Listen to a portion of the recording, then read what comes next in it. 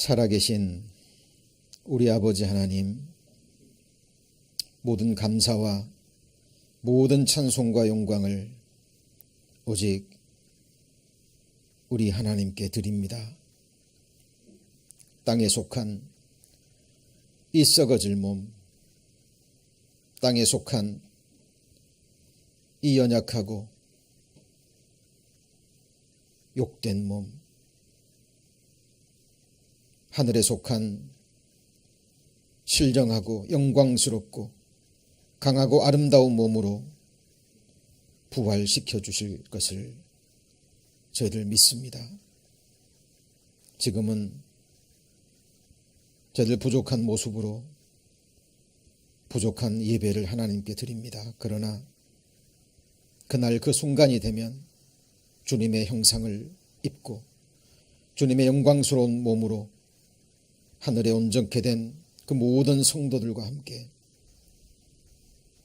우리를 구원해 주신 우리 주님을 영원히 찬양하는, 영원히 예배하는 그날과 그 순간을 저희들 기다립니다.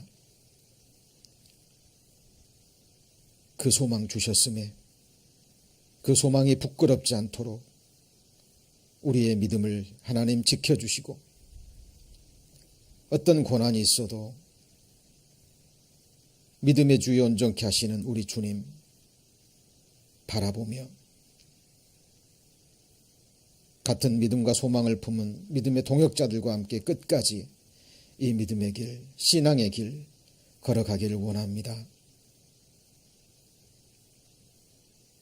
오늘 주님 주시는 한 말씀 한 말씀 간절함으로 받게 하시고, 그 말씀의 의미가 무엇인지, 그 말씀 속에 숨겨진 우리를 향하신 하나님의 마음과 그 놀라운 계획들을 밝히 깨달아 알 수 있도록 주께서 역사하여 주옵소서. 오늘 말씀의 시종을 오직 주 성령님께 의지합니다. 사람의 허탄한 말은 가리워 주시고 기록된 하나님의 말씀만이 오직 성령의 능력으로 밝히 증거될 수 있도록 이 시간 온전히 주장하여 주옵소서. 주 예수님 이름으로 기도합니다. 아멘.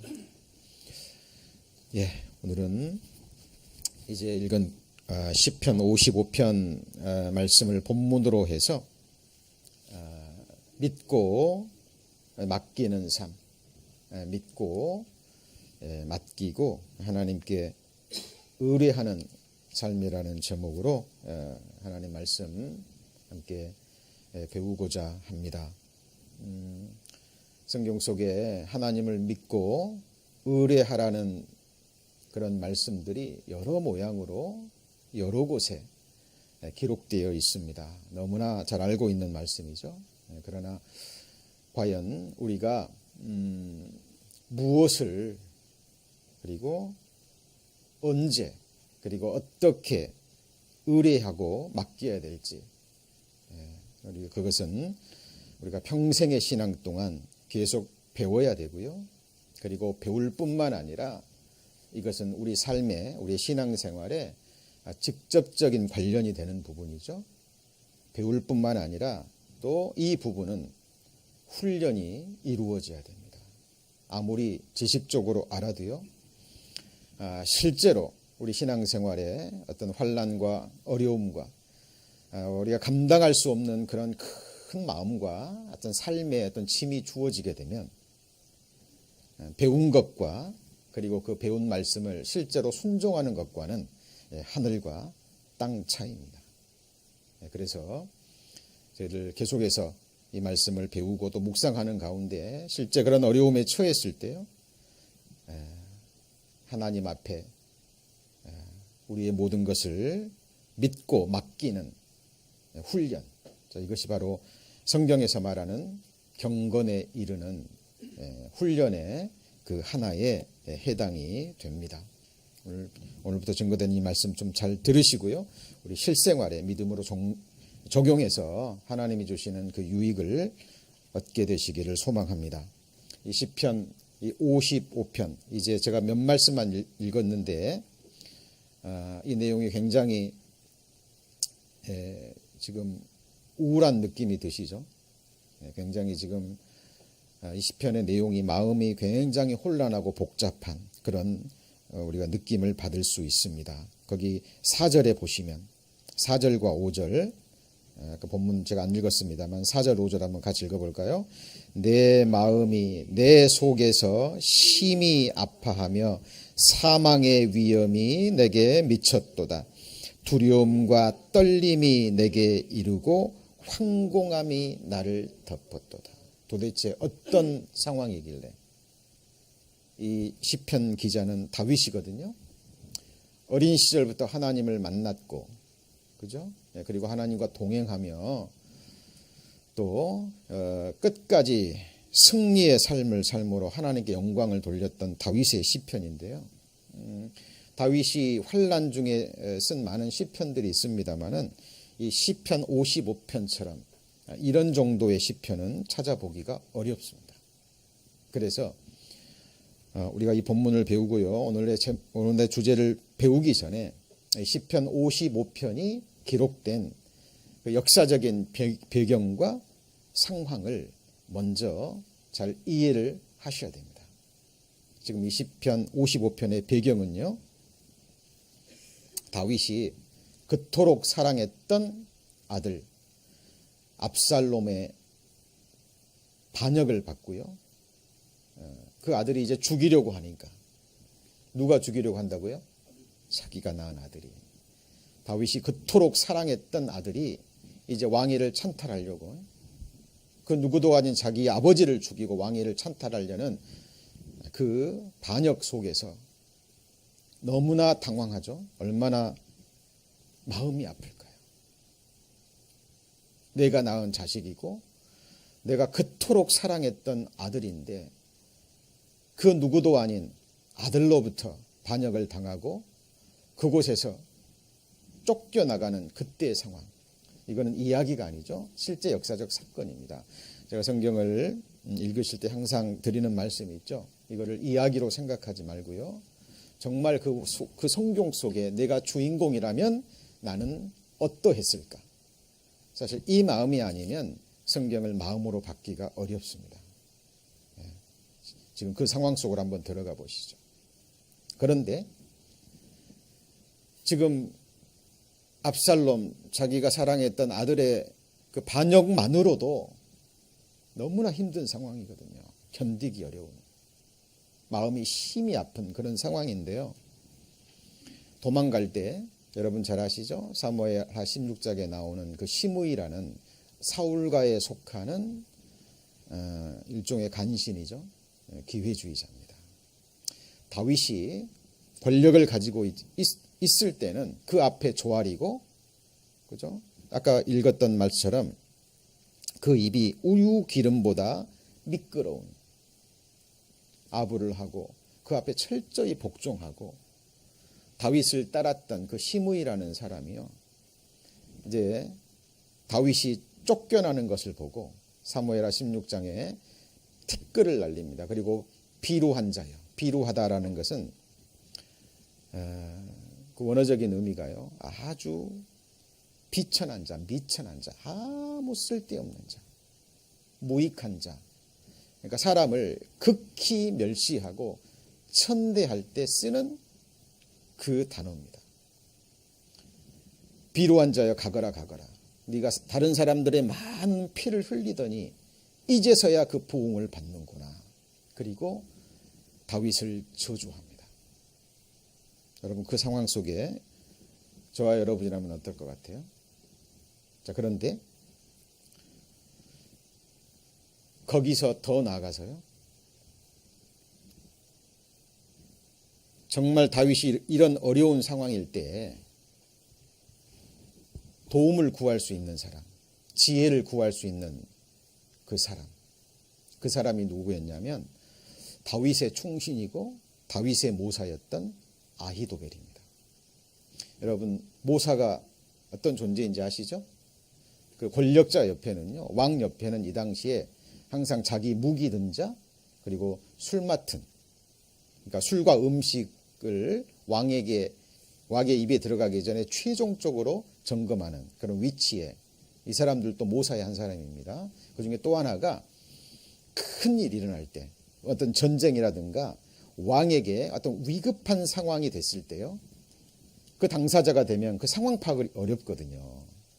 그래서 왕 옆에서 조언해주고 모사를 꾸미고 지혜를 주는 그런 모사입니다. 여러분, 삼국지에서 유비에게는 누가 있었죠? 제갈공명, 기억하시네요. 그 삼고초려해서 얻었던 위대한 지혜자, 그죠? 제갈공명이 없었다면 유비도 없죠. 유비의 그 통일은 없었습니다. 마찬가지로 다윗에게 있어서 그 모사가 누구였냐면 아히도벨이었습니다. 충신이었고 정말 지혜자였어요. 아마 다윗은 지금 이런 위급한 상황 속에 이 상황을 어떻게 헤쳐나갈까라고 아히도벨의 어떤 도움과 지혜를 아마 기대했겠죠. 그런데 얼마 지나지 않아 그 아히도벨조차도 자기를 배반하고 압살롬과 한패가 돼서 자기를 죽이려 한다는 그 슬픈 소식을 듣습니다. 이야기가 아니고 실제 상황입니다. 그때를 배경으로 해서 이 시편 55편이 기록된 거예요.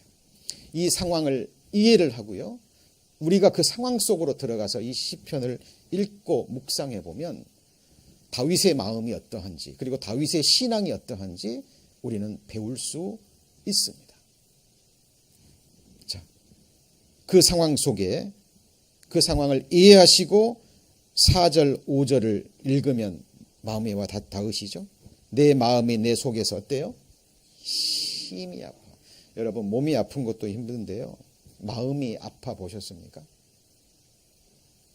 그냥 아픈 게 아니죠. 심히 아픈 거예요. 그리고 사망의 위험이 내게 미쳤도다. 두려움과 떨림이 내게 이르고 황공함이 나를 덮었도다. 내 말이 내가 비둘기같이 날개가 있으면 날아가서 편히 쉬리로다. 여러분, 이럴 때 있으셨죠? 어떨 때는 너무 힘들어서요, 다 버리고 아무도 없는 곳에 가서, 내가 새벽 날개가 있다면 그 새벽 날개를 치고 바다 끝에 가서 홀로 거하고 싶은, 너무 힘들어서. 지금 다윗이 그런 상황입니다. 그리고 12절에 나를 책망한 자가 누가 아니에요?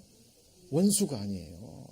원수였다면 당연히 있는 일이에요. 참았겠죠. 나를 대하여 자기를 높이는 자가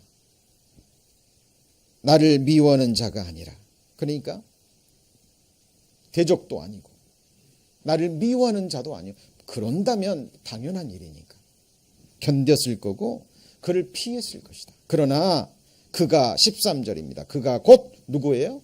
너로다. 나의 동류, 나의 동무요, 나의 가까운 뭐예요?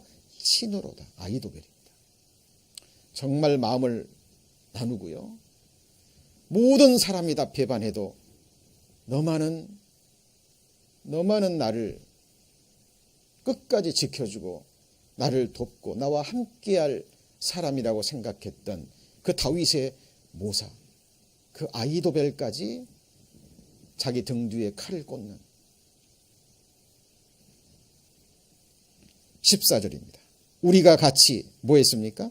재미롭게 의논하며 무리와 함께하여 하나님의 집안에서 다녔도다. 근데 그가 지금 등 뒤에 칼을 꽂고 있는 그 상황입니다. 이 다윗의 상황, 그 상황 속에서 이 시편이 나온 거예요. 여러분, 지금 우리가 믿고 맡기는 삶이라는 이 주제로 말씀을 지금 몇 주간 배울 텐데요, 그냥 우리가 늘 알고 있는 그런 말씀이라고 생각하지 마시고, 그죠? 실제로 성령 하나님께서 어떤 말씀을 통해서 주는 그 참된 좀 의미를 받으셨으면 좋겠습니다. 지금 시편 55편은 다윗의 상황인데요. 이런 비슷한 예들이 신약 성경에도 곳곳에 같은 맥락에서 기록되어 있습니다. 예를 들면 위대한 이방인의 사도 바울 아시죠? 신약 성경 반 이상을 기록한 정말 위대한 신앙인이죠. 사도 바울이요. 요즘처럼 뭐 교통수단도 발달한 것도 아니고, 그죠? 정말 힘든 상황 속에서 자기의 목숨을 걸고요. 곳곳에 다니면서 교회들을 세우고 그 성도들의 믿음을 든든케 했습니다. 특별히 아시아에서 다윗이 아니죠. 바울은 그 고난 중에 복음을 전하고 그 성도들의 믿음을 세웠거든요. 그런데 신약 성경에 또 성경에 다윗이 그 아시아에서 당한 환란이 얼마나 극심한 것이었는지 구체적으로 나오진 않아요. 학자들이 이러저러한 얘기를 하는데 성경에 근거는 없습니다. 그러나 확실한 건 아시아에서 바울이 극한 고난을 당했어요. 바울이 무슨 생각을 했냐면요. 내가 그 고난을 당할 때 내가 평소에 복음을 전하고 교회를 세우고 그들의 믿음을 세워줬던 그 아시아에 있는 성도들이 나를 도울 것이라 기대했겠죠. 당연하지 않겠습니까? 인간으로 바울이 어떤 마음으로 어떤 희생을 감수하면서 아시아의 교회들을 세웠습니까? 그런데 너무나 어려운 상황이 처한 거예요. 그때 나와 함께 교제하고 아까 다윗이 고백했던 것처럼 함께 하나님의 집에 다니면서 하나님의 일을 재미롭게 의논하고 정말 가까운 동무요 친구였던 것처럼 그리스도의 피를 나는 가까운 형제요 자매로 생각했던 그들의 도움을 기대하고 바랬겠죠. 그런데 그 결과는 무엇이었습니까? 여기 시편 55편 붙잡아 놓으시고요. 고린도 후서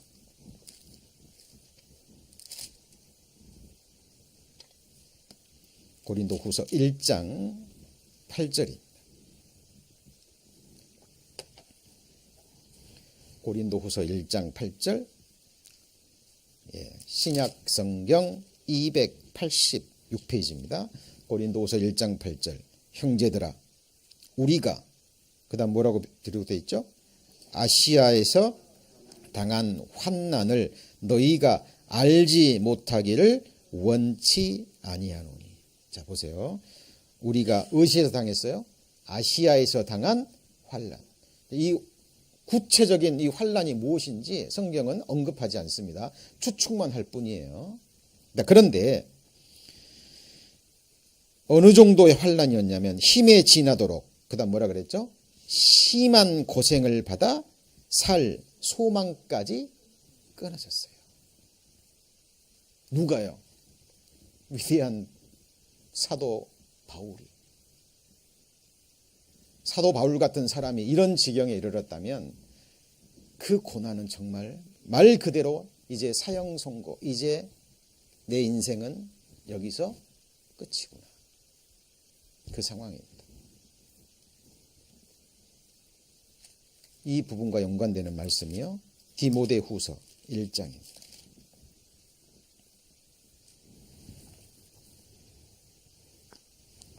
디모데후서 1장 343페이지.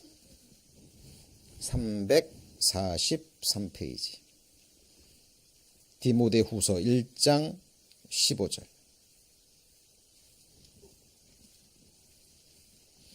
이 디모데 전후서는요, 복음으로 낳은 아들 디모데, 바울이 그토록 사랑했던 디모데에게 보낸 개인 서신입니다. 15절, 디모데후서 1장 15절. 자, 같이 읽습니다. 아시아에 있는 모든 사람이 나를 버린 이 일을 네가 아나니 그 중에 부겔로와 허모게네가 있느니라. 잘 들으셔야 돼요. 아시아에 있는 누가요? 몇몇 사람입니까? 모든 사람입니까? 모든이라면 모든인 거예요. 아시아에 있는 모든 사람이 누구를 버렸어요? 사도 바울을. 바울이 정말 극심한 환난 속에 딱 들어가니까요, 그 성도들이 다 등을 돌려버린 겁니다. 그 중에 두 사람의 이름이 특별히 언급이 돼요. 누군가요? 부겔로와 허모게네. 그러니까 바울이요, 이 두 사람만큼은, 정말 이 두 사람만큼은 자기 옆에 있어주고 이 환난 가운데 자기를 도와주고 함께 해주리라 믿었는데, 그들마저도 다윗에게 있어 아히도벨처럼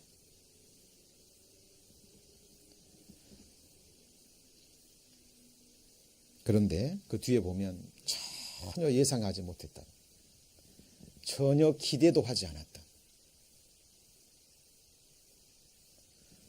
바울의 마음에 전혀 중요한 인물이라고 생각하지 않았던 한 이름이 나옵니다. 16절에 누구죠? 오네시보로.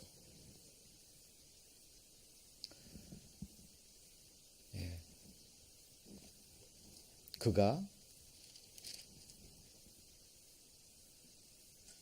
사슬에 묶여서 그 감옥에서 고난당하고 있는 바울을 자주 찾아갔던 것 같아요. 나의 사슬에 매인 것을 뭐라고요? 부끄러워 아니하여. 그러면 나머지는요, 다 부끄러워했던 거예요. 이 믿음 신앙생활이 또 환난과 어려운 가운데 딱 처할 때, 그때 어떤 그 사람의 관계의 진실성이 나오잖아요. 이 바울도 지금 그것을 경험하는 거예요. 그러니까 이 바울이 본인이 복음 때문에 감옥에 들어가고 거기서 고난을 받는, 사실 그 고난은 바울이 충분히 견딜 수 있는 고난이었을 겁니다. 왜요? 바울의 모습 알잖아요. 한 성에 들어가서 복음 전하다가 돌 맞아 거의 죽었습니다. 사람이 죽은 줄 알고 내다 버렸는데 그 다음날 깨어나서 또 그곳으로 들어가요. 어떤 육신적인 환난과 고난은 견딜 수 있었을 거예요. 그러나 이런 류의 아픔은 사실 인간을 넘어뜨리는 거예요. 그런데 성경 속에 이런 부분들이요, 성경 곳곳에 기록돼서 우리에게 교훈을 주고 있습니다. 도대체 믿음이 뭐냐는 겁니다. 신앙생활이 뭐고, 그리고 복음이 무엇이고, 주님 피로 사신 교회가 무엇인지, 정말 진정한 주님의 피로 하나된 형제자매 교회라는 그 의미가 무엇인지, 우리 인생의, 우리 신앙생활의 본질적인 부분들을, 그 질문들을 사실 성경은 우리에게 던지고 있는 겁니다. 그래서 오늘부터 시작되는 이 주제의 말씀을요, 그냥 우리가 또 뭐 믿고 맡기는 삶, 뭐 주님 의뢰하고 살아는 거지, 이렇게 단편적인 지식으로 받지 마시고요, 정말 이 믿음의 사람들이, 믿음의 선진들이 어떤 상황 속에서, 어떤 요건 속에서 하나님을 믿고 맡기고 의뢰했는지, 도대체 누구를 믿고 무엇을 믿고 어떻게 의뢰하고 맡겼는지, 그 부분을 정말 성령의 가르치심으로 배우셔야 돼요. 그리고 이것은 이론적으로 배워서 끝낼 일이 아닙니다.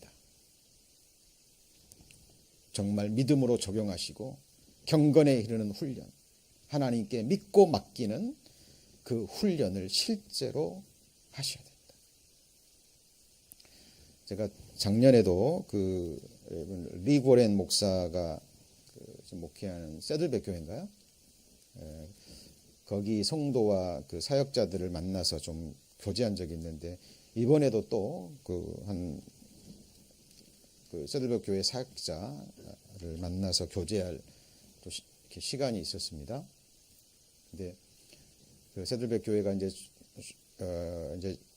그 개척을 시작하고요, 모임을 시작하기 그 초창기에 수년 동안 그 리고렌 목사님과 함께 사역자들, 그리고 함께 모이기 시작한 초기 그 성도들이 계속해서 마음에 새겼던, 그리고 또 새로운 성도들이 또 구원받고 들어올 때마다 또 가르쳤던, 교육했던 그 부분이 있답니다. 그것이 오늘날 세들백 교회를 그렇게 든든한 교회로 세워가는 원동력이라고 한 입으로 이야기를 하는 것을 들었습니다. 그게 뭐냐면, 개인이나 가정이나 어떤 교회에 어떤 문제가 생겼을 때요, 정말 그 문제에 그 본인이 나서서 해결할 수 있는 그 위치가 아니라면, 정말 입술을 닫고, 뭘 닫고요? 입술을 닫고 그 일을 해결할 수 있고 답을 줄 수 있는 전지전능하신 하나님을 인정하고요, 그 하나님 앞에 정말 믿고 맡기는 그 기도와 삶,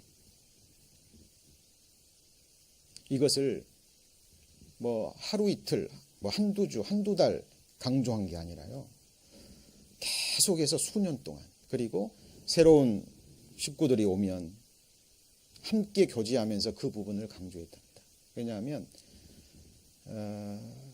그 전에 든든하게 세워졌던 교회들도요, 어떤 한두 문제가 생기면 사탄은 그걸 역사하거든요. 당사자도 아니고 그 문제를 해결할 수 있는 능력도 없는, 그죠? 그런 사람들이 여기서 이야기하고 저기서 이야기하고, 여기서 수군수군, 저기서 수군수군. 그러므로 해서 교회가 분란이 일어나고, 잠잠히 주님께 믿고 맡기고 정말 의뢰했다면 주님이 아름답게 해결해 주실 그 모든 일들도 더욱더 잘못된 방향으로 흘러가므로, 개인도, 가정도, 어떠한 소그룹도요, 교회도 이걸 너무나 많이 보고, 그래서 그 부분에 집중적인 교육을 했다 그래요. 그리고 실제로 세들백 교회에서 이러저러한 일이 일어났을 때, 그때일수록 교회가 더욱더 조용히, 잠잠히, 오히려 하나님을 예배하고 또 본인의 위치에서 사역에 집중하는 그런 일이 있었다 그래요. 그래서 그 수년 전에 그 세들백 교회 그 목사님의 아들이 자살한 거 아시죠?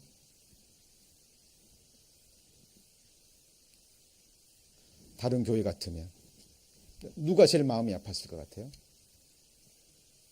누가요? 아마 그 목사님이, 그 누구도 아닌 자기 아들이고, 그리고 또 그 설교자의 위치에서 늘 그 목사님이 그런 간증을 했다 그래요. 말씀을 전하고 있고 또 가르치고 있지만 항상 하나님 앞에서, 성도 앞에서 자기의 한계를 인정하셨답니다.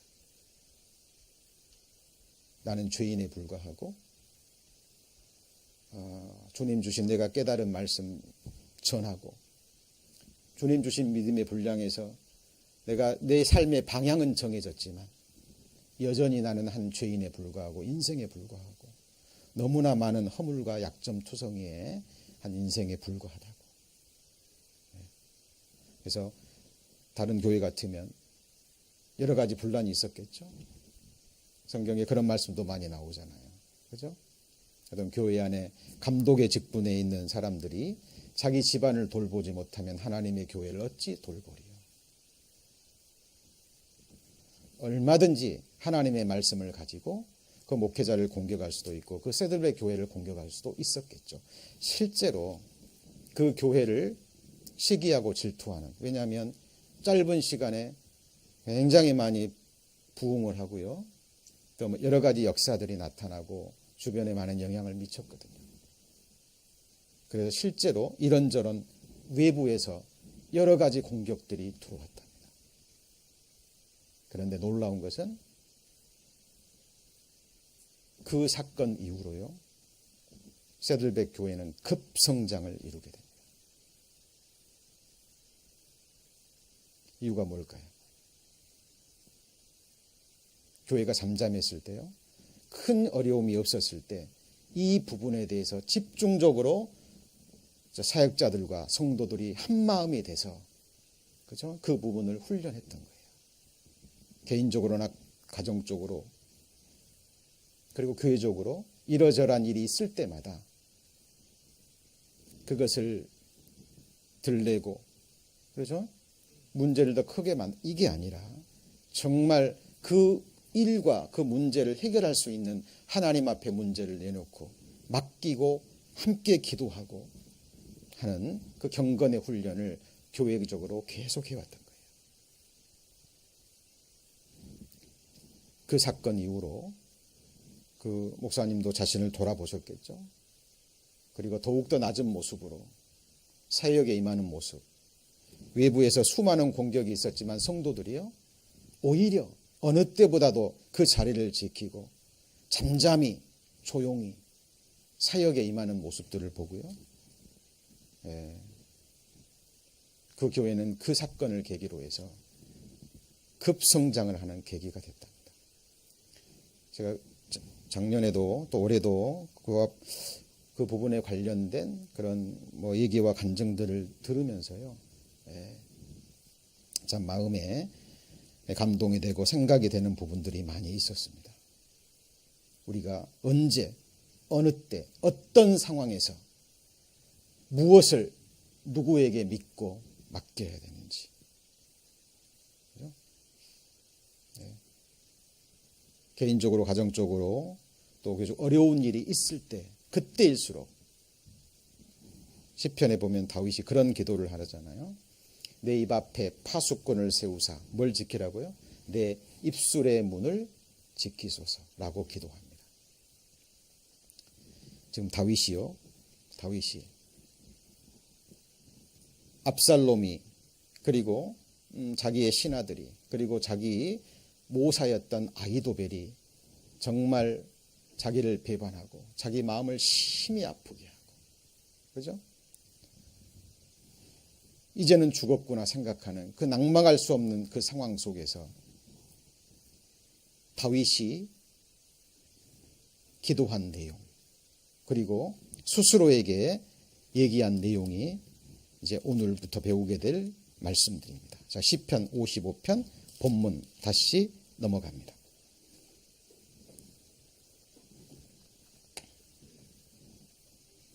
시편 55편 841페이지입니다.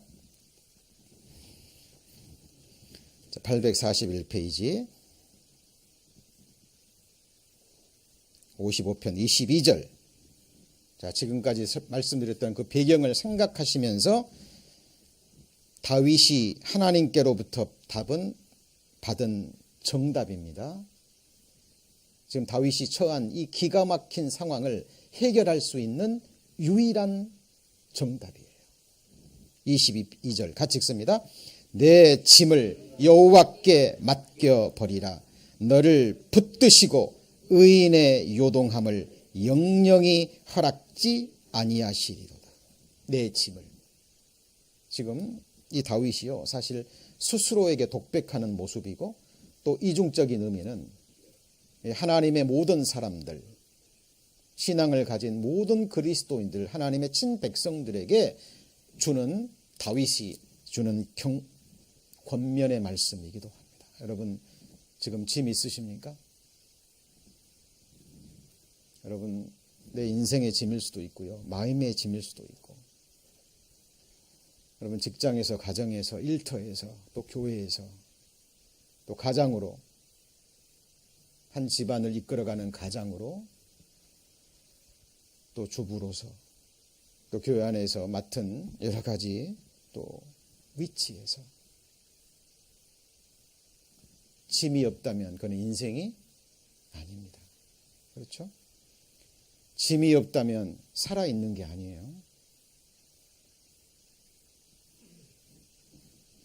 다윗은 공고합니다. 내 짐을 누구한테요? 여호와께 맡겨버리라 라고 이야기를 합니다. 자, 그래서 이제부터 본론에 들어갑니다. 우리가 정말 믿고 맡겨야 할 것들. 자, 6가지 정도로 정리를 했는데요. 오늘 다 배울 수 없습니다. 계속 배워가겠는데 첫 번째가 뭐냐면 짐입니다.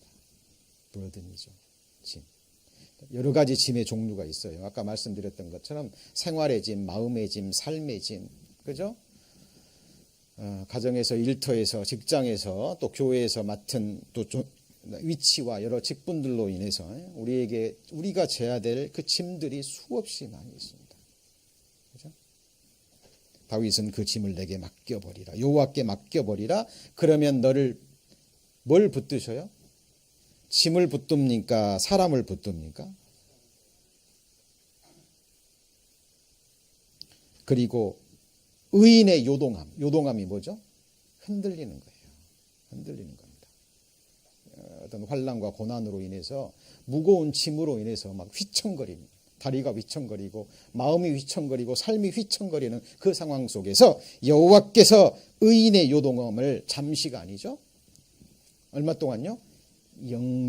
영영이 허락지 않으시로다 라고 말씀하십니다. 그래서 여기 보면 짐입니다. 그리고 의인의 여기 뭐라 그랬죠? 요동함입니다. 그렇죠? 그리고 여기 보면 붙드신다는 말이 영어에는 sustain이라는 단어가 쓰였습니다. sustain이 뭔지 아셔? 이게 지탱해 주는 거잖아요. 버팀목이 되어 주는 거예요. 버팀목이. 의지할 수 있도록 하나님께서 그 손으로 우리를 붙잡아 주신다라는 겁니다. 자, 그런데 여기서 우리가 생활의 짐, 마음의 짐, 여러 가지 상처로부터 오는 여러 가지 그런 짐이 있습니다만은 그것보다 먼저 생각해야 될 것이 있습니다. 그게 뭐냐면 죄짐입니다. 죄짐. 무슨 짐이라고요? 죄짐. 영원한 운명을 결정짓는. 그래서 이사야 53장 6절에 보면 우리는 다 양 같아서 그다음 뭐라 그랬죠? 우리는 다 뭐 같아요? 양 같아서 그릇 행하여 각기 제 길로 갔거늘 여호와께서는 우리 무리의 뭐죠? 죄악을 누구에게요? 그에게 담당시키셨도다. 여러분 우리가 하나님께 맡겨야 될 많은 짐들이 있습니다. 지금 생활 중에 삶 중에 그게 경제적인 문제도 있을 수 있고 내 질병의 문제도 있을 수 있고요. 내 남편, 아내, 자식의 문제일 수도 있고 부모님의 문제일 수도 있고 많은 것들이 있어요. 그런데 그것들 이전에 먼저 생각해야 될 것이 있습니다. 그게 뭐냐면 바로 무슨 짐이에요? 죄짐입니다. 하나님은 모든 것의 근본을 보시는 분이에요. 근본 원인. 왜 우리가 이 세상을 살아가는 이 세상이 이렇게 괴롭습니까? 슬픕니까? 왜 늙어가고 죽어가고 그죠? 사람들 사이에 갈등이 있고 아픔이 있고 서로 미워하고 판단하고 서로 원수처럼 지내고 근본 원인이 뭐죠? 성경은 선언합니다. 같이 해보시죠. 죄. 첫사람 아담이 범죄했고 죄인의 후손으로 태어난 우리의 변하지 않는 죄성, 옛사람의 성품, 이게 죄고 그리고 같이 해보시죠. 죄인. 이거예요. 자, 하나님은요 우리 문제를 해결하실 때 근본적인 문제를 해결하십니다. 겉에 상처만 대충 치료해 주는 것이 아니라 모든 것의 근원을 해결하시는 분이에요. 그죠? 그 엘리사가요 이제 선지자로서 사역을 시작할 때 농사를 짓는데 지을 때마다 이 토산물이 다 떨어져 버리는 거예요. 사람들이 와서 엘리사에게 얘기할 때 엘리사가 같이 해보시죠. 물 근원으로 내려가. 뭐로 내려가요? 물 근원으로 내려가. 그게 무엇인지 성경은 말하지 않습니다. 그러나 거기서 우리가 마음을 둬야 될 게 근원이라는 겁니다. 근본적인 문제. 그 부분을 엘리사가 해결을 해요. 그렇죠? 거짓 선지자들의 특징은 평강하다 합니다. 어떤 문제가 있을 때요, 그 겉모습만 봐요. 그 부분만 해결하려고 안 됩니다.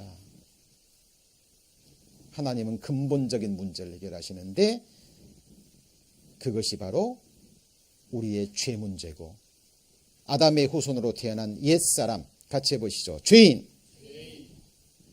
우리가 범한 죄와 죄인인 나를 예수 하나님은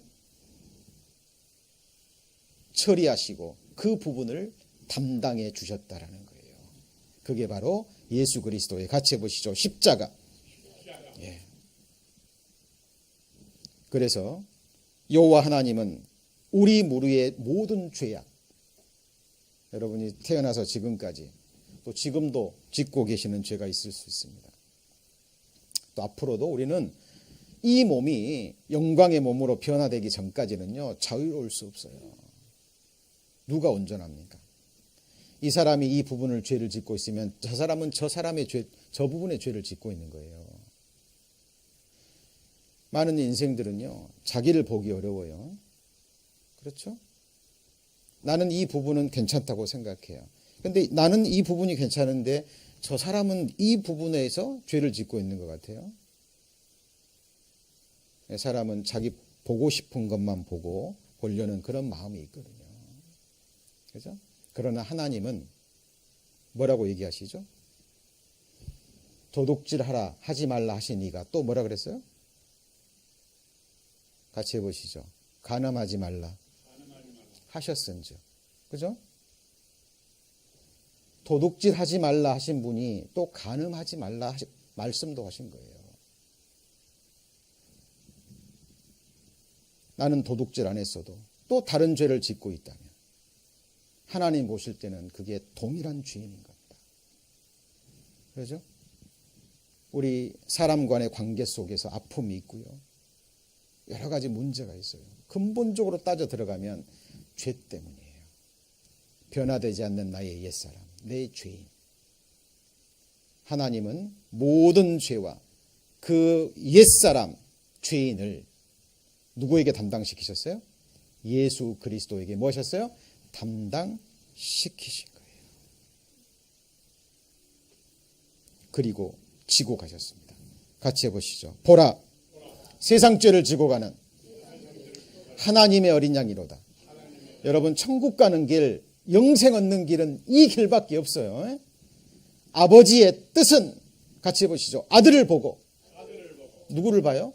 아들을 보고. 우리 모든 죄를 지고 가는 그 아들을 보고 믿는 자마다 뭘 얻어요? 영생을 얻는 이것이니. 여러분, 천국 가는 일 이거밖에 없어요. 여러분, 사도 바울 시대에요, 초대교회 성도들이 이 복음을 부끄러워했다니까요. 왜 부끄러워해요? 초대교회 성도들이 매 똑같은 그 복음 얘기했거든요. 교회는 새 사람들이 계속 들어오고, 그죠? 이미 구원받은 사람들이요, 그 첫사랑을 또 잃어버리는 거예요. 뭘 잃어버려요? 잃어버리는 거예요. 그리고 이제 그 복음을 부끄러워하는 겁니다. 아, 지겹다 이제. 구원 받았는데, 죄사함 받았는데 실제로 복음을 부끄러워했답니다. 여러분, 복음 안에서 교제하셔야 됩니다. 그죠? 우리를 살린 복음이에요. 그리고 우리가 이 세상에 남아 있어야 될 유일한 이유와 목적입니다. 거듭난 사람은 예수 그리스도가 내 죄를 담당해 주셨고 피 흘려 죽어주셨고 나의 견디지 못할, 감당하지 못할 이 죄성과 이 옛사람을 하나님이 나를 담당하시고 나를 맡아주셨다는 거예요.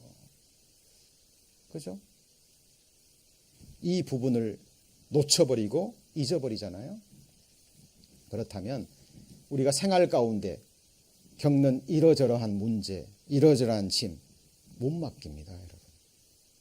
그죠? 항상 우리 어떤 문제를 볼 때 근원으로 들어가서 근본적인 문제를 터치하셔야 돼요. 그죠? 어때요? 이거 사실 맞습니까? 예, 감사합니다. 자, 그리고 자, 우리 예수님이요, 우리라는 나라는 짐, 가장 큰 짐이잖아요. 여러분. 이 죽을 수밖에 없는 나라는 짐과 내가 지은 그 패역한 모든 죄들을 예수님이 맡아주셨잖아요. 그죠? 우리 찬송가 오늘 이따 배우겠습니다만, 죄짐 맡은 우리 구주. 그죠? 죄짐만 맡은 게 아니라 나를 맡아주셨어요. 여러분, 그게 쉽습니까? 여러분, 사람을 맡고 감당한다는 게 가장 어려운 일이에요. 그리고 예수님께서요, 우리에게 짐을 하나 맡겨주셨습니다. 수고하고 무거운 짐진 자들아 다 내게로 오라. 그 다음 뭐라 그랬죠? 내가 너희를 쉬게 하리라 라고 말씀하셨죠. 그리고 나서 우리에게 짐을 하나 맡겨주셨어요. 내가 너에게 주는 짐과 멍에는 쉽고 뭐라고요? 가볍다. 이 짐이 뭘까요? 이게 바로 복음의 멍에입니다. 무슨 멍에요?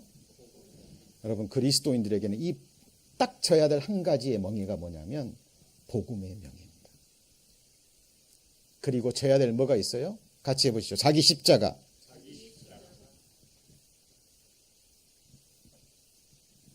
복음의 멍에와 그리고 각자가 져야 될 자기 뭐가 있어요? 십자가가 있습니다. 정말 주님 피로 사신 교회의 한 지체가 돼서 거기와 한 공동 운명체가 됐다면, 그죠? 우리에게 주어진 복음의 멍에와 각자 자기 십자가를 지고 끝까지 주님 따라가는 삶이 제자의 삶이고 신앙의 삶이에요. 그런데 이 십자가가 와요. 주님 주신 복음의 멍에가, 잘 보세요. 주님이 나라는 이 감당하지 못할 이 패역한 죄인과 죄를 담당해 주셨잖아요. 맡아 주셨죠? 그리고 십자가의 죽음으로 이미 처리해 주셨어요. 자, 이것을 깨닫고 이 은혜에 감동받은 그리스도인들은 당연히 복음의 멍에 받습니다. 힘들어도 내게 준 십자가 달게 지고 가요. 그런데 이 십자가가 신비로운 게 뭐냐면, 이것을 벗으려면 벗어집니까? 정말 거듭난 그리스도인이라면 안 벗겨져요. 사탄은 계속 공격합니다. 벗어버려. 그 길만 길이냐? 아니야. 다른 길도 많아. 계속 유혹할 겁니다. 그런데 에덴 동산에서 아담이 그 속삭임 듣고 망했잖아요. 그죠? 거듭난 그리스도인들도요, 이 하나님의 말씀을 분별하지 못하면 또 속습니다. 벗으면 당장은, 그죠? 가벼운 것 같지만 아닙니다. 더 큰 짐과 마음의 짐과 더 큰 십자가가 그 영혼을 짓누릅니다. 삶은 짓누르고. 이게 십자가의 신비예요. 잊으시면 안 됩니다. 그런데 놀라운 것은요, 하나님이 내게 주신 복음의 멍에와 자기 십자가를 내가, 주님이 나를 감당해 주셨는데, 그렇죠? 감당치 못할 나를, 내 죄를 맡아 주셨는데, 이 은혜로 하나님을 의뢰하고 이 복음의 멍에와 십자가를 지려 할 때, 하나님은 날마다 뭐예요? 우리 짐을 지시는 주. 언제요? 날마다. 예수님이 우리 십자가를 언제 지고 어떻게 지고 따라오라고요? 같이 해보시죠. 날마다. 네, 어제 십자가 지셨습니다. 오늘도 지셔야 돼요. 내일은요? 내일도 여러분이 우리가 져야 될 짐이 있어요. 근데 그 짐은 잘 보셔야 됩니다. 오늘 우리가 받아야 될 핵심 메시지입니다. 생활의 짐, 경제적인 짐, 이런 것들이 아니에요. 우리가 져야 될 짐은 무슨 짐이라고요? 복음의 멍에와 그 다음에 뭐예요? 자기 십자가. 나머지는요. 그것은 부탁하지 않아도 누가 담당해 주셔요? 하나님. 그렇죠?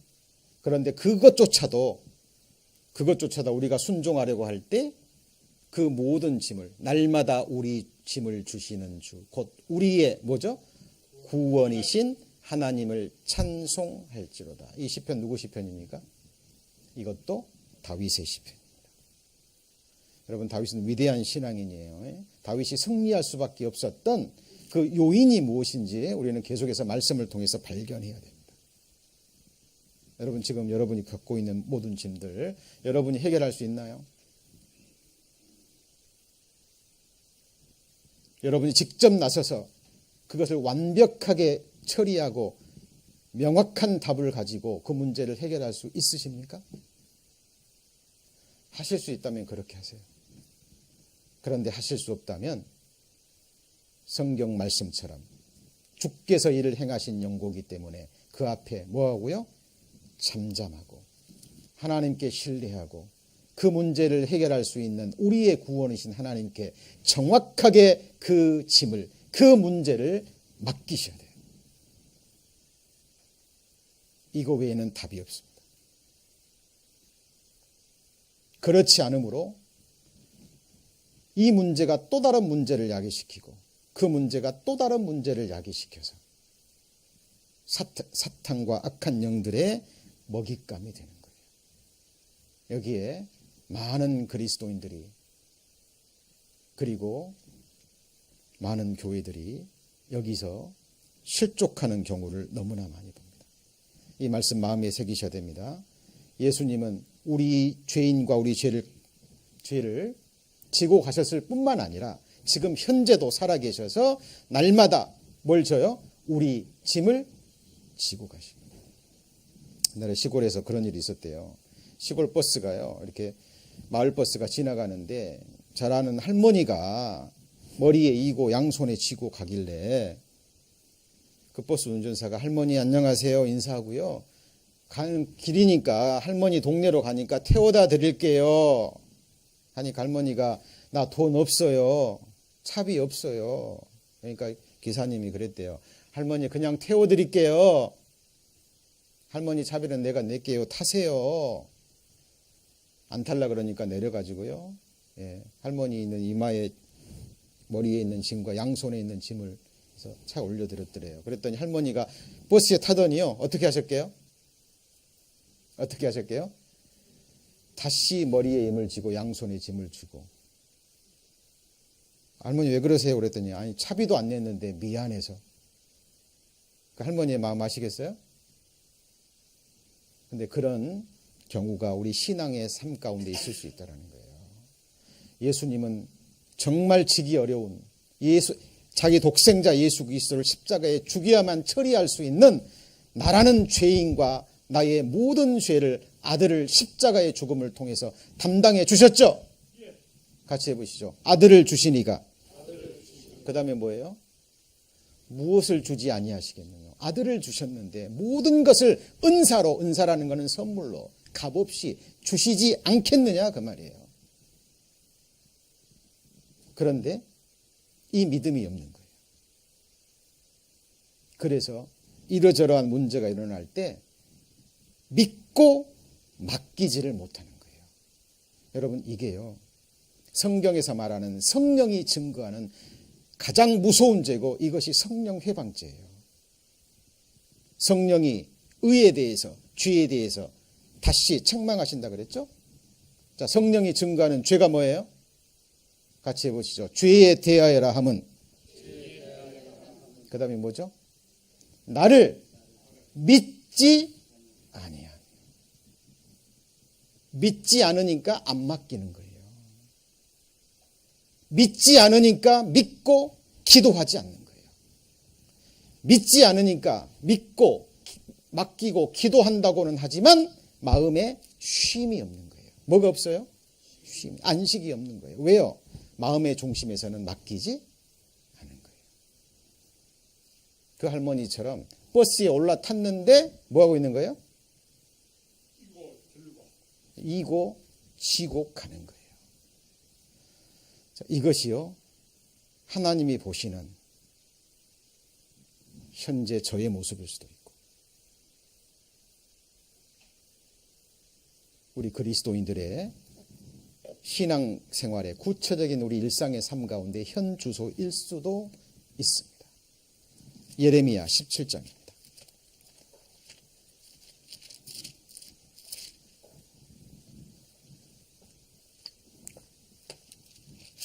예레미야 17장 24절 1079페이지.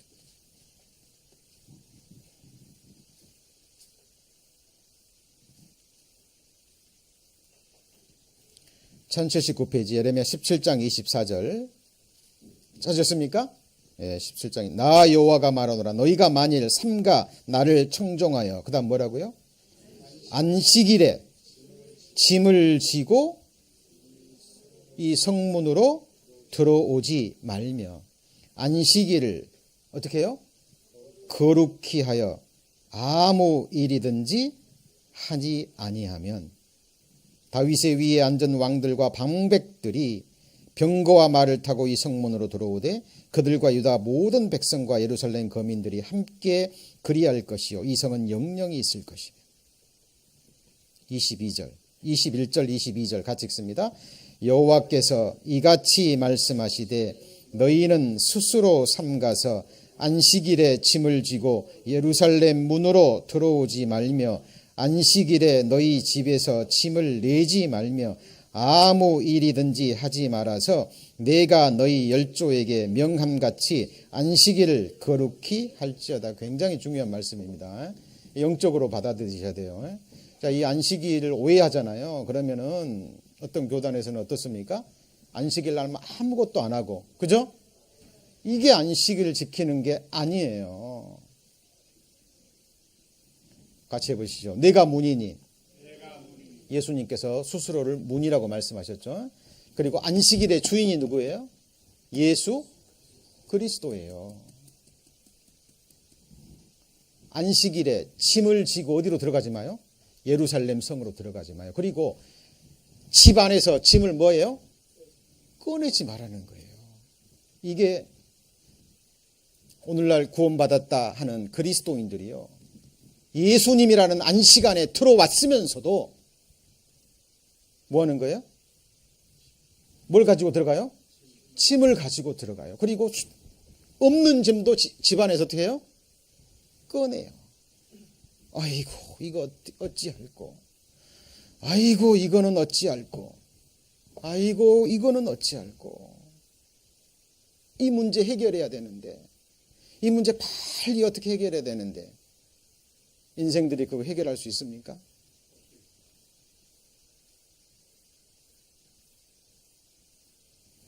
그렇게 해서 신앙이 무너지는 거예요. 할머니가 버스 안에 올라타셔놓고도요, 그 짐을 이고 지구는 거하고 똑같아요. 수고하고 무거운 짐진 자들아 다 누구에게 와요? 내게 오너라. 내가 너희를 어떻게 해요? 쉬게 하리라. 주님 안에 들어오셨다면 이제 모든 짐을 뭐 해야 돼요? 예수님께 내려놓고 맡기셔야 됩니다. 여러분, 입술로 맡기는 거 이거 아니에요. 하나님을 속일 수는 없어요. 여러분이 내려놓지 않으면 예수님이 맡을 수가 없다니까요. 입술로는 맡긴다고 하고 맡겨야지 하면서도 뭐예요? 안 맡긴다니까. 그리고 그 문제를 어떻게든 자기가 해결하려고 그래요. 해결할 수 있는 일이면 당연히 해야죠. 근데 아니라면 맡기셔야 됩니다. 그리고 성경은 얘기합니다. 우리가 할 수 있는 일이 없어요. 오늘 찬송가 호흡도 누구 것이에요? 호흡도 누구 거예요? 주님 거예요. 우리가 살며 기도하며 있는 건 누구 힘이에요? 주님의 힘입니다. 존재하는 것 자체가 의리하지 않으면 할 수 없는 거예요. 자, 오늘부터 시작되는 시편 55편을 본문으로 해서 말씀의 제목이 뭐예요? 믿고 맡기는 삶. 6가지 맡겨야 될 것 중에 오늘 첫 번째 뭘 배웠습니까? 짐, 버든. 훈련하셔야 됩니다. 이제 배우셨다면 여러분 마음속에 어떤 짐이 올라오고 힘든 부분이 있고, 그것이 자녀건 질병의 문제건 경제적인 문제건, 그죠? 여러분을 힘들게 하고 질르는 게 있다면 정확하게 그 문제를 파악하고, 주님, 나는 이 문제 이거 감당할 수 없습니다. 내가 회피하는 게 아니라, 그죠? 주님께 맡깁니다. 그리고 기도하시고 하나님께서 어떻게 그 문제를 해결하시는지 지켜보고 기다리는 이 삶이 하나님이 정말 기뻐하시는 신앙의 삶입니다. 계속해서 배워가시겠습니다. 기도하시겠습니다. 하나님, 오늘 시편 55편의 말씀을 본문으로 해서 믿고 맡기는 삶이라는 주제로 말씀의 교훈을 받고 있습니다. 하나님, 저희들에게 지혜를 주셔서 저희들에게 고난과 환난과 어떤 힘든 부분이 있을 때, 때로는 견디기 어려운 마음의 짐과 삶의 짐이 우리의 영혼을 짓누를 때 우리를 돌아보게 하시고, 오늘 주신 말씀을 생각나게 하셔서 그 모든 짐들을 우리를 구원하신 전능하신 하나님께 믿고 맡기는 그 삶이 될 수 있도록, 그 경건에 이를 수 있도록 우리의 삶을 연단시켜 주시기를 원합니다. 모든 것을 주께 의지하며 날마다 우리 짐을 지시는 우리의 구원이신 주 예수님의 이름으로 기도합니다. 아멘.